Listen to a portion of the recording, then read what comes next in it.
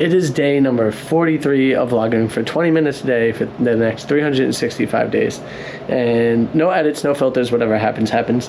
Alex is in the back editing. Today kind of got away from me. Today was one of those days, like it's 9 o'clock at night right now. Yeah. And it was one of those days where we had a lot to do. Everly had our first dance class, which was so cute. I'll tell you about that in a minute. But I had a lot of social stuff too. Like I had to get rid of garbage. We went to the dump. This is really poor lighting. Yeah. Then my parents had someone over for dinner also, so we were chatting. We just had like a really social day. And I didn't really think about doing the daily vlog for like most of the day. I didn't even have the camera with me. No. I left it by the bedside table, so I didn't even like think about it. Next time I should just have it with me, and then I could just like, vlog on the way home. Body. You could have done it at the dump or something. Yeah. Wouldn't have that been fun watching Frank throw garbage out? Hey guys, look at me. I'm at the dump. I want to say thank you so much and congratulations. We made it to our goal of over $1,000. We killed it. Don't celebrate too loud. You wake up the baby. Exactly. That's why I'm trying to be as quiet as possible. The crazy part is like we made it over $1,000 for the month. We have a new charity that's going up right now. Today will be the first day that we do it. Let's wait a day because I'm actually talking to them to try to get the GoFundMe set up properly. Well, what you guys voted for, though, was let's just celebrate No Kid Hungry. Yeah, No Kid Hungry. We'll talk about the next one tomorrow. But what we're saying is that we made it and we're going to be able to do it again. This next one you guys voted for, and if you go and look at the post, you'll be able to see what we're going to do next. But maybe we should close the poll just in case people change the poll. Yeah, right. But we're trying to make it happen. We have contacted the people to be able to set up a proper GoFundMe. The problem is there's like, if you donate on GoFundMe directly to a person, Frank's not a 501c3 charitable organization. Correct. So if he sets it up, then you don't get a tax receipt for the donation. Correct. But like for, say, example, for No Kids Hungry, it was automatically with No Kids Hungry because they're registered on the platform with their proper government ID, blah, blah, blah. So when you very generously, we're super grateful, donated to No Kid Hungry, you got an automatic charitable receipt from that. So we want to make sure that it's set up properly, that this new organization gets the same thing. They're not already on GoFundMe. They're trying to figure it out. Yeah. So hopefully in the next couple days it'll be good. I do have a couple more dollars that I'm going to donate specifically to... Oh, yeah. We got to get a final tally. How about this? I was thinking... So, look, if we go here, you hang on to that. Okay. I was thinking, too, you should... you can like screenshot it, and then we'll share it as a post. So I will, and like the amount of like super chats, right? That's what you're talking about. Yeah, I can put it up in this video too, even just showing like how much for the super chat and super thanks it is after the taxes were taken from YouTube. Oh, can you see that on YouTube? Yes, you can. Interesting. Yeah. Because on YouTube we don't get the full super chat because YouTube does take a cut of it, and then they also, I guess, charge tax. And that's the reason why we're encouraging that you go through GoFundMe. I appreciate the super chats, and it's amazing that we can get them now, and I'm still going to put it towards it. But this is what happens. Let me show you. So if we go to earnings, and then we go to supers.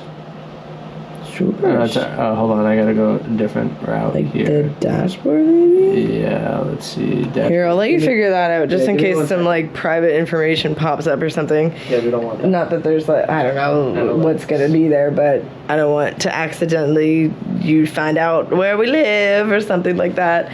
I mentioned that in another video. I don't know if anybody caught up on that, but let's look at our sweet crib, guys. Welcome to our casa. This is where the magic happens, where we edit all of our videos. Okay. Either on this tiny little table with the very uncomfortable chairs, or sitting in bed. Right here. So from the watch ads on the page, we've earned $107.71 in the last couple days, and the super gifts and chats. The supers and gifts we're at $27.81. I'll round it up and send $30 to the charity. Perfect. So that way, that goes to charity. So $30 is going to go to charity, even though it's only $27.81 from Super Chats. Okay. Yeah. So we'll make our own $30 donation in the next day or so here. And then I think we're going to officially close out the No Kid Hungry. I'm actually just going to go and do it right now, so it's done. Okay. So that one will be closed, and then we'll officially start the next one in the next video. And hopefully they will have it set up on GoFundMe so that we can do that. It is my birthday month, and so we picked a cause that is close to my heart and, our families as well. So it's going to be exciting to talk to you about that next month, and then we can share all of our stories kind of around that throughout the month. So that'll be good. But yeah, so this is my parents' basement. Super cool hangout spot. We live in the basement like a good portion of the year. Since Everly's been born, a lot more. So basically, we were living in the van full time in Olive, the camper van, and we were doing that from, in various vans or only two, I guess, from 2019 until 2022, like late 2022, I guess, no, until 2023, because I got pregnant in December of 2022 when we were in Panama living in the van. And so we decided that it would make most sense for us to come back to Canada to have the baby because I'm Canadian. We would get the Canadian healthcare. As two self-employed people, it just didn't make sense for us to try to tap into the potentially expensive market in the United States for health insurance. Pardon me, I'm just gonna turn this heater off just in case that you can hear it. So yeah, we decided to come back to Canada to have Everly. Alex, look, I donated the $30 right here. Okay. So we donated the $30 to add to the rest, and let's see what our total amount is for this month. Let's go finish, continue. Nope, don't need to share a link. And we're gonna go back to fundraiser. We are at a total of, I think that has to update because I just put into, there you go. $1,147 just with raised. 40 people donating. That's so cool. You guys rock. I appreciate you all. Yeah. It's awesome. So cool. Let me see if I can relax and have decent lighting. We were pregnant. Sorry. I was just going to say, this might go up one more time because tomorrow's video will go out and this will still be the donation. You could close that. Well, this is 2 days after. Oh, okay. Yeah. So we were like, okay, let's move back. And then I needed an address in order to, register my health insurance and blah, blah, blah. So we moved into the house here in the basement. We have a bedroom, a bathroom, and then Everly has a bedroom, and then there's a second bathroom over there. Mm-hmm. So there's 2 bedrooms, 2 bathrooms down here in the basement. It's like our own little basement apartment. Yeah, but we just don't have our own kitchen. Mm-hmm. Well, technically we get off could. your phone, Frank. I'm trying to actually He's not watching videos behind me. No, it's weird because it's just talking just in the background. throw it away. Well, I was going to get a comment of the day. Oh, okay, fine. So yeah, we moved back into the house and then sold that van. We had the Sunraider at the time. We've done a bunch of trips. But so basically since Everly's been born, we've kind of been circling back to the house here. Mm-hmm. And so we do have a pretty good support system here. It's really nice for Everly to be able to spend time with her grandparents. Mm-hmm. We do have a local daycare that Everly goes to twice a week. And my sister's down the street with her kids. So that's really nice. And then 2 summers ago, we got the Hideout, which is the big trailer that you've seen us in. Frank's redoing the kitchen in there right now. And that's in the back of my sister's property. And I will clarify that I did undercoat the bottom of the unit with a rubber paint. So it should be completely sealed now at this point. Nothing to worry about. Even rolled the slide in and out several times to make sure everything was working great. It looks wonderful. It's working great. So Were I'm people happy with fact it. checking your quality of workmanship? Oh no, just a couple of people asked. But then the other thing about it too is that it rained the last 2 days here, and I went Pretty good. inside. No moisture Totally inside. dry. Totally dry. So that's a great sign. Great work, Frank. Yeah, thank you, appreciate it.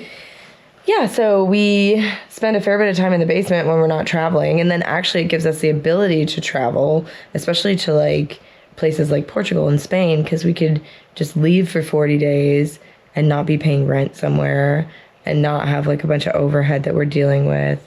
So like we could go and enjoy the travel and not also have to pay for our life at home, which is really lucky. So we feel very blessed that my parents let us live down here, and they're pretty cool roommates. They are. They're very super nice people. Lovely. It's really nice being able to spend time with family. I wonder why or when we got away from the, like, families used to live together indefinitely. They would expand their house, you know. A lot of people still do that, or like, I think it's a cultural thing. Like, some people do. Some, but I think it's like one of those. It's kind of looked at as a negative thing nowadays. Well, so can you come this way a little bit? You haven't made it. If you well, so culturally speaking, I think it has to do with the consumerism uptick. Is that in order for me as a blender manufacturer to sell more blenders, I need you to buy a different house. I need you and your parents and your grandparents to all live in different houses, because then each of you will have to buy your own blender. And so I think at some point in like the Industrial Revolution and like consumerism and blah, blah, blah, there was a really big push towards like the nuclear family living together independently of their relatives. So wild to think. I do also think that in terms of like we're really lucky that we get along with our family. For sure. Because there are many, many, many, many people who would find the idea of living, like even like best girlfriends are like, I don't know how you could. But this is what I'll say about it, is if you have a sour relationship with your family members, then sure, I understand you leaving. But if you don't and the relationship is good, why should it be frowned upon in any way to live, you know, amongst your family? I think it's just like this societal thing of like, you've made it when you own your own house. You've made it when you can take care of yourself and you're not relying on anybody. It's funny because we have I'm inking. We have several trailers. So is that considered your own house, or is it not? Like, it depends on what you think, you know. Because it was funny, like back when I was living in Brooklyn, my brother bought his first house. It was a fixer-upper, a handyman house. And so he, you know, enlisted me in helping him quite a bit. And so I did that. And he's like, Frankie, I appreciate all your help that you're giving to me. One day when you own your own house too, you know, I will give back by, you know, working at your house and helping you fix it up. But see, my first house was completely different than his. It was a van. And so with Alex, we bought a van and we built out a house in a van and we lived in that. And it was, I think the concept was hard for my brother to grasp because, like, at first he didn't come and help as much.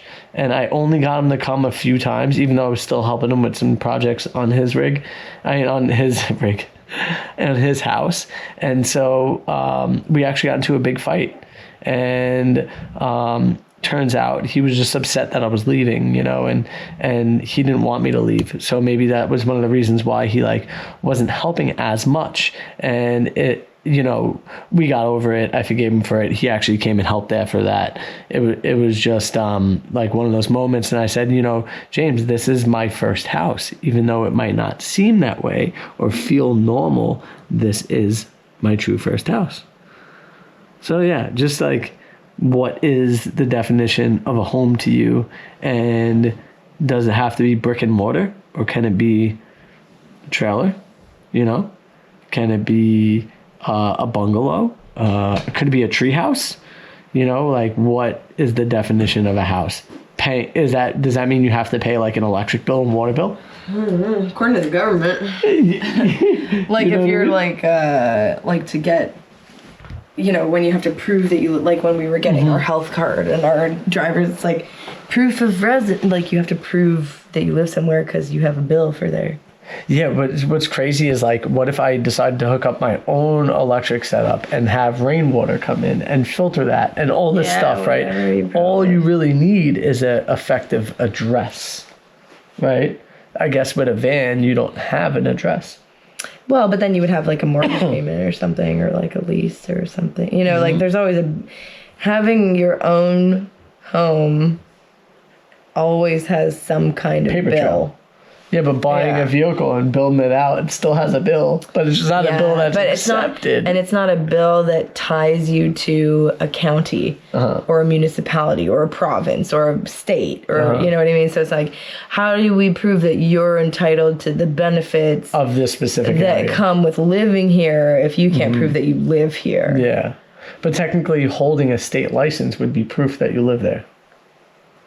Or a provincial license. I don't know kind of, but then also to get your state license, you need a way to prove your address. Yeah. So it's like, I don't know. So what do you guys think? Because that's quite intriguing to think about. Also, on another cool note today, at Everly's dance studio, it was her first day. She missed 2 classes already because we were away, and then she wasn't feeling great last week. But we were there. It was super cute. Everly had an amazing time, and one of the first people that walked in goes, "I watch you on YouTube." And I was like, "Oh, hey, how you doing? What's your name?" "Oh, nice to meet you." Kathy was her name. She was a super lovely lady. Kathy. Hi, Kathy. It was super nice meeting you. I'll see you next week. Yeah, that's what I said. I said, "Oh," she's like, "Where's Alex?" And I was like, "Oh, she's at home working, editing videos, because that's what, we got to split. We got to divide and conquer when we can." And so it was just really cool to like talk to her. And she's like, "I don't miss a video."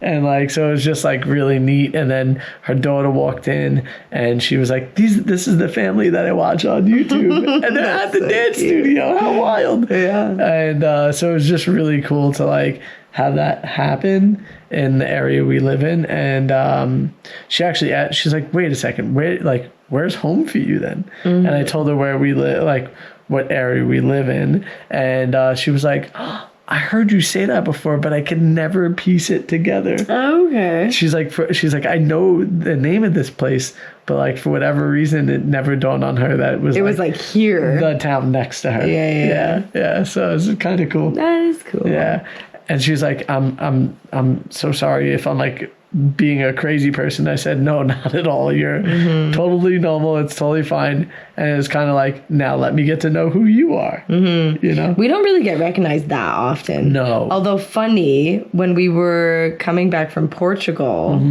and we were going through immigration. Yes. One of the immigration officers was like, "I know you guys. I love your channel." And we're like, we're about to be interrogated by immigration. We're like, explain myself why I'm getting interrogated. Yeah, I didn't do anything wrong, I swear. He's like, "All good, whatever." He's like, "You're good." Yeah. And then he like talked to everybody. He's like, "I love watching your shimmy videos. Yeah. You're awesome." Yeah. And so it's really cool to get recognized the way that we have been getting recognized. Because we're like, we have a channel and we're doing this since 2019, but we're not that big. You know what I mean? Like, we are. We're big, but we're not that big. You know what I mean? Like, we're not like Mr. Beast big. No, but nobody is. He's the largest channel on YouTube. I know, but like somebody like him, or like, I don't know, there's so many other people who are bigger that would be like, couldn't leave the house and meet somebody. We're like, we meet somebody maybe once a month. Well, we also live in an area where our content isn't necessarily the content of choice. Also, North America is just so huge. Yeah, but and we're not making like specific like location. Like videos. Even where we live, most people come to visit. They don't. They don't live here in the content that we make. Yeah. Like when we're making travel vlogs and stuff like that. So you're not going to come across it. But oddly enough and funny enough, the kid that I employ, Nate, one of his friends watches us. Oh yeah, and they were like, "Oh my god, I saw you on their video." Yeah, so it's like it's cool because there are little pockets of people that do watch us from this area. But also most of our audience is from the USA. Yes. I don't know about this new channel if like the demographics are different. Okay. Do you want to do your question of the day real quick? The comment of the day. You can't choose. There's so many good ones. I'll pick this one because it's a single mom. This is a lady named Kathy. Maybe. Catherine. Oh. You asked if we are frugal or not. I am. I'm a single mom of 2 kids, so I have to be frugal. Yet, I also believe that you pay for what you get. I do have a great job and can afford good food. Once I had kids, buying Walmart clothes and shoes were not an option, as they were cheap and not great.